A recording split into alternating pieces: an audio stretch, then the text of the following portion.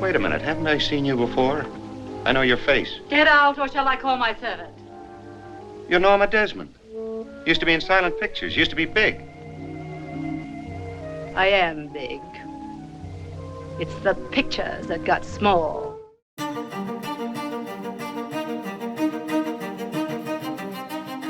We were gifted the magic of cinema more than a century ago.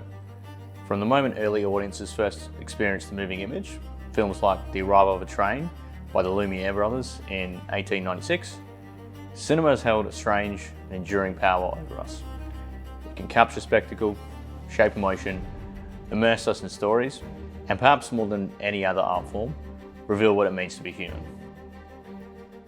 Across its history, cinema has evolved gradually, but every so often, a film arrives that does more than simply succeed on its own terms. It changes the medium itself.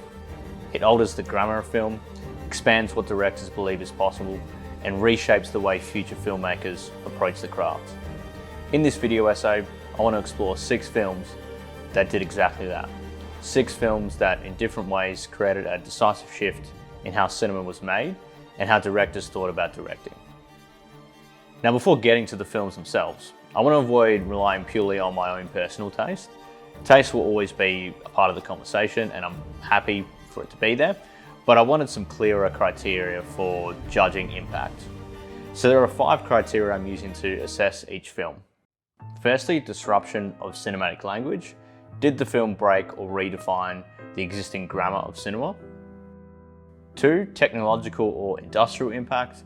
Did it expand what was possible to put on screen, either through technology or through a new production approach? 3rd, impact on directing. Did it change how directors approach filmmaking, and was that change adopted by others? 4, longevity of influence. Is its DNA still visible in modern cinema? 5, cultural shockwave. Did the film provoke a reaction that forced cinema or culture more broadly to respond? There is one caveat I should make. I've chosen to focus only on narrative films, not because documentary cinema has not had an enormous impact on film history, it clearly has, but because the director of a documentary is often working within a different framework from the director of a narrative film, particularly when it comes to performance, blocking, and dramatic structure. So this video is concerned specifically with narrative cinema, where those directorial choices are most clearly defined. With that said, let's get into the films.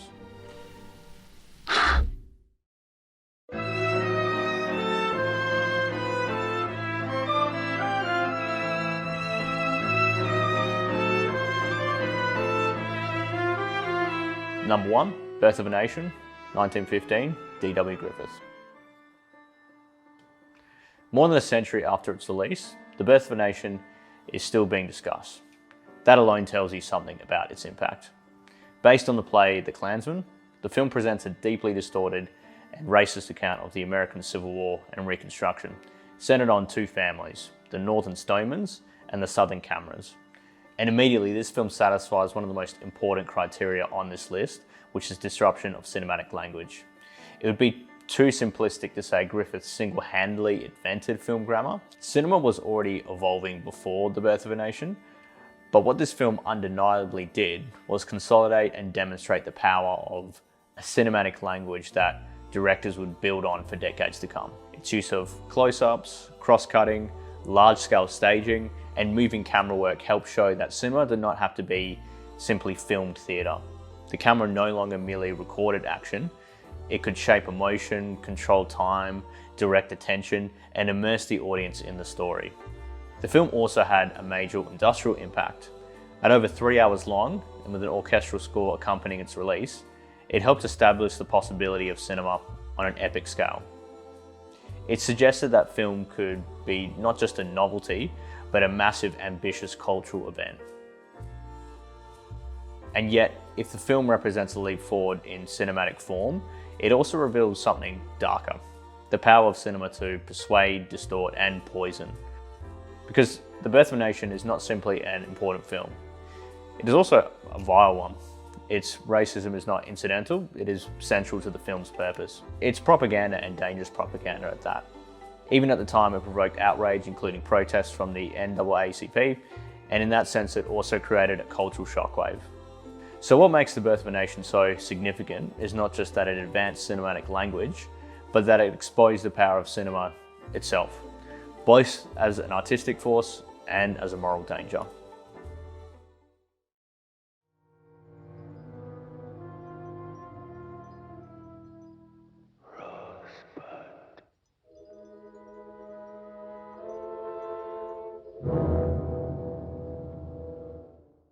Number 2, Citizen Kane, 1941, Orson Welles.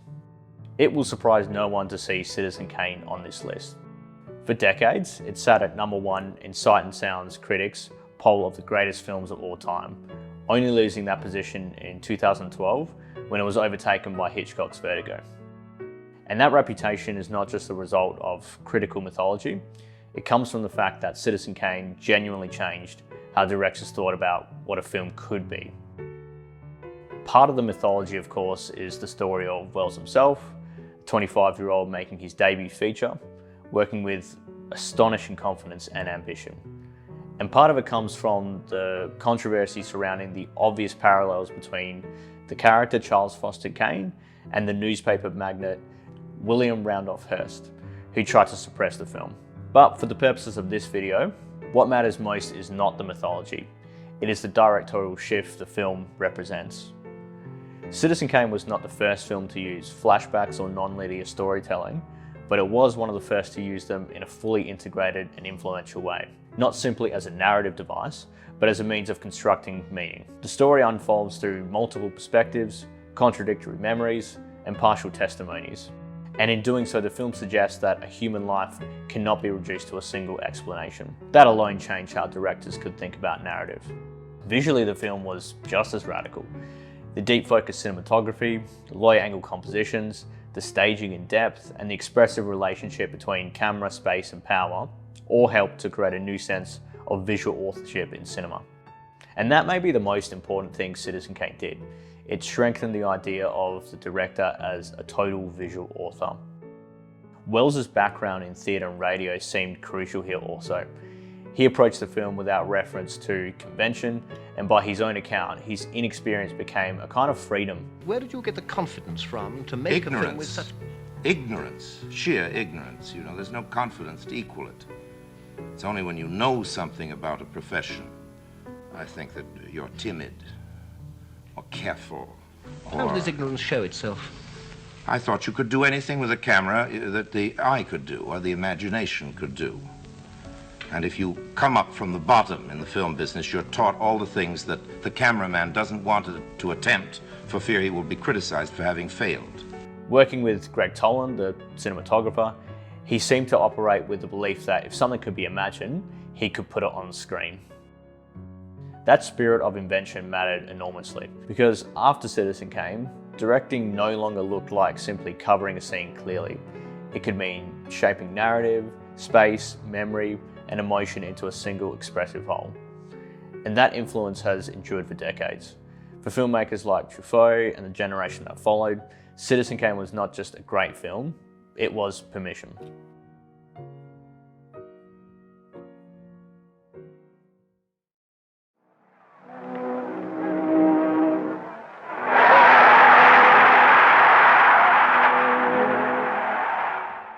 Number 3, Bicycle Thieves, 1948, Vittorio De Sica. If Citizen Kane expands cinema through control, Bicycle Thieves changes cinema by stripping it back.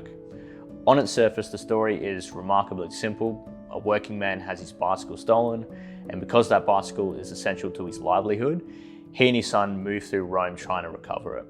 But from that simple premise, De Sica creates one of the most emotionally devastating films in cinema. And what makes it so important in the history of directing is that it shifts cinema away from artifice and towards lived human experience. This happens both in the subject matter and in the method.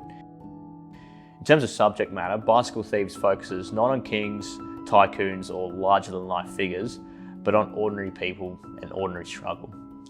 Its drama is rooted in material reality, work, poverty, dignity, survival. The inciting incident is not grand, but devastatingly practical. A bicycle was stolen, and with it the fragile stability of a family's life. That alone represents a shift in what cinema could take seriously. But even more important is the film's naturalism. Bicycle Thieves takes us out of the sanitized world of the studio and into the streets of Rome itself. These are real locations shaped by natural lighting, real textures, and the unpredictability of life. The use of non-professional actors is just as important. What De Sica prioritizes here is not polish, but truth. The performances do not feel engineered in the studio sense. They feel observed, discovered, and emotionally lived. And that changed directing in a fundamental way. After Bicycle Thieves, directors could no longer assume that cinema required stars, elaborate sets, or tightly controlled environments to achieve emotional power. What De Sica showed us is that reality itself could be cinematic, and that directing can be as much about capturing truth as constructing spectacle. For me, that is why the film remains so powerful. It is not just a landmark of Italian neorealism, it is one of the clearest moments in film history where directing turned toward the human face, the real street, and the quiet tragedy of ordinary life.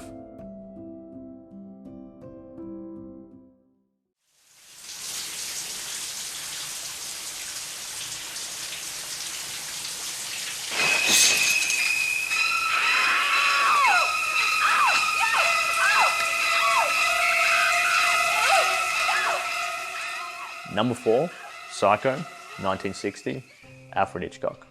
There are many Hitchcock films that could appear on this list like this, but Psycho feels essential because it is one of the clearest examples in cinema history of a director using form to control audience psychology. And it does this in several ways. The first is structural. One of the most radical things about Psycho is the killing of Marion Crane around the 47-minute mark. What matters here is not simply that Hitchcock kills a major character. Films have done this before. What matters is that he destroys the audience's understanding of what kind of story they are watching. We begin the film aligned with Marion, who from the outset is the main character. We understand her desire, her fear, her guilt, and her flight. Every convention of classical storytelling leads us to believe that she's the protagonist and that the film will resolve around her fate. Instead, Hitchcock tears that expectation away. And in doing so, he reveals something that directors after him would never forget. Structure itself can be used as a weapon. Narrative expectation can be manipulated, broken, and turned against the audience. Then, of course, there's the shower scene. It remains famous not simply because it's violent, but because of how that violence is actually created. The scene uses more than 70 shots in under a minute, yet we never actually see the knife enter the body. The murder is constructed almost entirely through rhythm, fragmentation, suggestion, and also sound. That was extraordinary at the time. Working under the restrictions of the Hays Code, Hitchcock could not actually depict violence explicitly in the way that later filmmakers could. So instead, he found something more cinematically powerful. He forced the audience to complete the violence in their own minds. That is what makes the scene such a landmark in directing. Editing is not simply an invisible craft here, it becomes the mechanism of sensation itself. And that influence has been immense.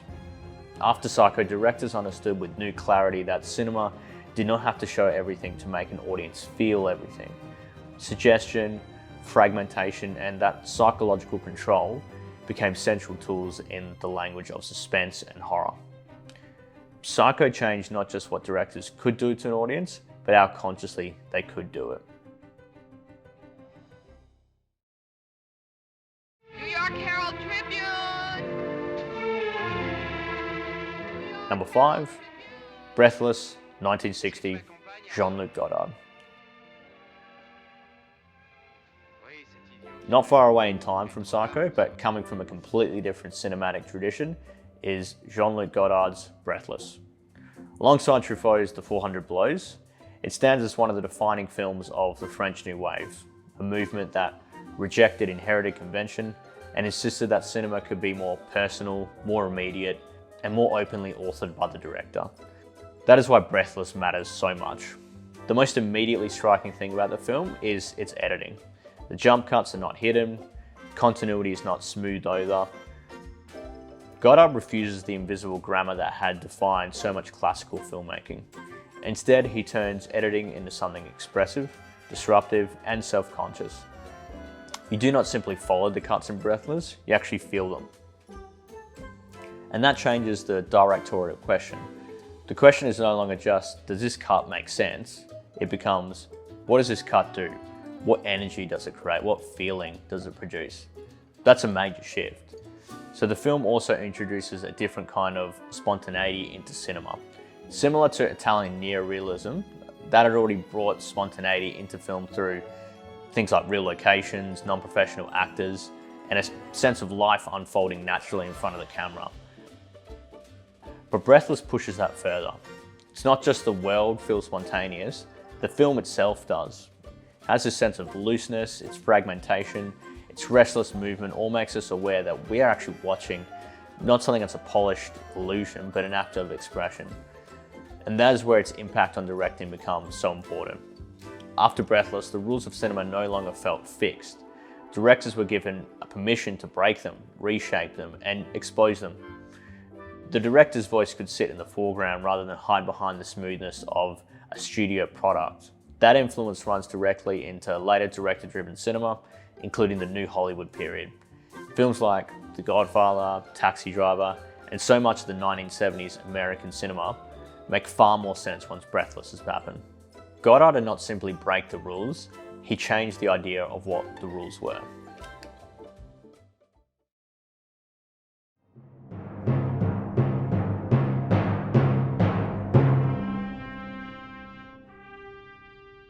Number 6, 2001, A Space Odyssey, 1968, Stanley Kubrick.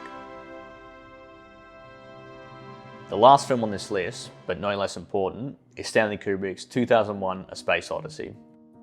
And on a personal level, I have to admit this film means a great deal to me. It remains one of my favourite films of all time, and I still remember the very first time I saw it, and it's a memory that I'll cherish forever. For me, it was one of those rare experiences that makes you realise cinema can reach towards something beyond entertainment, and that it can rise fully to the level of art. But even within the framework of this video, 2001 earns its place very easily. If I had to reduce its achievement to one essential point, it would be this. 2001 redefined cinema as an experience and not just a story. Its disruption of cinematic language is profound. Narrative clarity is no longer the governing principle. Dialogue is sparse, exposition is minimal, meaning is often ambiguous, and the pacing is radically patient. Across a runtime of nearly 2.5 hours, the film contains only around 600 shots, an extraordinarily low number, especially by modern standards. That alone tells you something about Kubrick's philosophy. Where Hitchcock uses editing to intensify sensation, Kubrick often uses duration to transform it. He doesn't rush the image, he holds it, lets it breathe, and allows time itself to become part of the experience. And this connects directly to one of Kubrick's famous ideas about cinema. He said, a film is, or should be, more like music than fiction. It should be a progression of moods and feelings. That is exactly what 2001 becomes.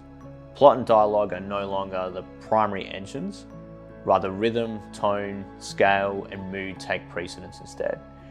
You can see it most clearly in sequences like the docking scene set to the music of The Blue Danube, where motion, music, and image combine into something closer to choreography than conventional storytelling. And its influence on directing was immense.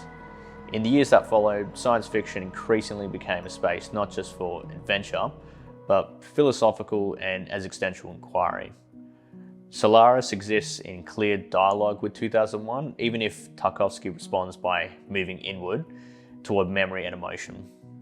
Later films like Alien inherit its seriousness of tone, its environmental atmosphere, and its willingness to let silence do dramatic work.